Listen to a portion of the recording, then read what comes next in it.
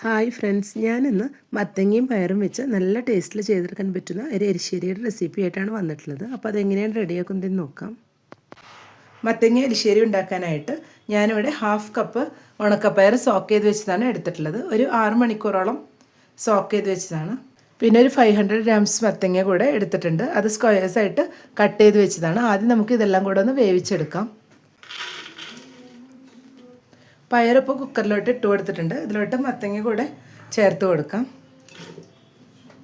ഇതിലേക്ക് ആവശ്യമായിട്ടുള്ള ഉപ്പും കൂടി ഇപ്പോൾ ചേർത്ത് കൊടുക്കുകയാണ്. 1/2 ടീസ്പൂൺ മഞ്ഞൾപ്പൊടി കൂടെ ചേർത്ത് കൊടുക്കാം. 1 ടേബിൾ സ്പൂൺ മുളക് പൊടി കൂടി ചേർത്ത് കൊടുത്തിട്ടുണ്ട്. ഇതിലേക്ക് അല്പം വേപ്പില കൂടെ ചേർത്ത് കൊടുക്കുന്നുണ്ട്. ഇതിലേക്ക് 1.5 ഗ്ലാസ് വെള്ളവും കൂടെ ഒഴിച്ചു കൊടുക്കാം. എല്ലാം കൂടെ ഒന്ന് നന്നായി മിക്സ് ചെയ്ത് കൊടുത്തതിന് ശേഷം ഒരു 2 വിസിൽ വരുത്തി നന്നായി ഒന്ന് വേവിച്ചെടുക്കാം. ഒരു വിസിൽ ഹൈ ഫ്ലെയിമിലും ഒരു വിസിൽ ലോ ഫ്ലെയിമിലും വെച്ച് വരുത്തിയാൽ മതിയാവും. അപ്പോഴേക്കും പയറും മത്തങ്ങയെല്ലാം നന്നായി വെന്ത് വന്നിട്ടുണ്ടാവും.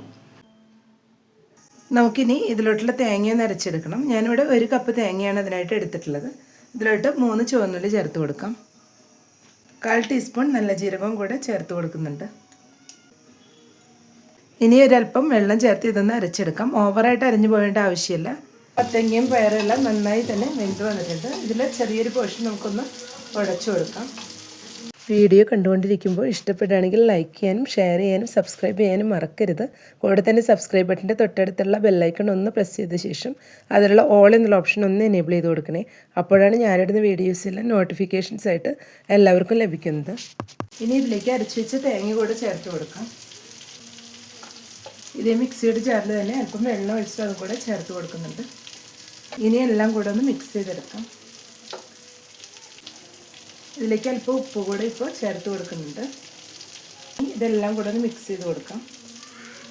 ഇതെല്ലാം കൂടെ ഒന്ന് ബോയിലായി വരണം.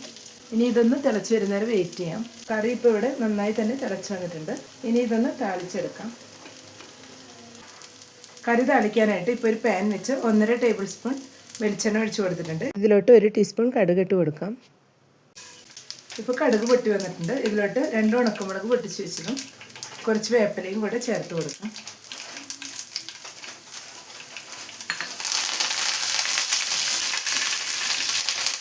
ഇപ്പോൾ എല്ലാം ഒന്ന് ഫ്രൈ ആയി വരുന്നുണ്ട്. ഈ സമയം ഇതിലോട്ട് 1/4 കപ്പ് തേങ്ങ കൂടെ ചേർത്ത് കൊടുക്കണം. ഈ തേങ്ങ ചേർത്ത് ഇതൊന്ന് ഫ്രൈ ആക്കി എടുക്കണം. ഇതുപോലെ തേങ്ങ ഫ്രൈ ചെയ്ത് ചേർത്ത് കൊടുക്കുമ്പോൾ ശരിക്കും നല്ലൊരു ടേസ്റ്റാണ്. ഇപ്പോൾ തേങ്ങയെല്ലാം നല്ല ഗോൾഡൻ ബ്രൗൺ കളറായിട്ട് വന്നിട്ടുണ്ട്. ഈ സമയം നമുക്ക് ഇത് കറിയിലോട്ട് ഒഴിച്ചു കൊടുക്കാം. ഇപ്പോൾ എല്ലാം കൂടെ നന്നായി തന്നെ മിക്സ് ചെയ്ത് എടുത്തിട്ടുണ്ട്. അപ്പോൾ എല്ലാവരും ഈ രീതിയിലൊന്ന് ട്രൈ ചെയ്ത് നോക്കും. ഇഷ്ടപ്പെട്ടെങ്കിൽ ലൈക്ക് ചെയ്യാനും സപ്പോർട്ട് ചെയ്യാനും കൂടുതൽ ഫീഡ്ബാക്ക്സ് ഉണ്ടെങ്കിൽ അറിയിക്കാനും മറക്കരുത്. താങ്ക്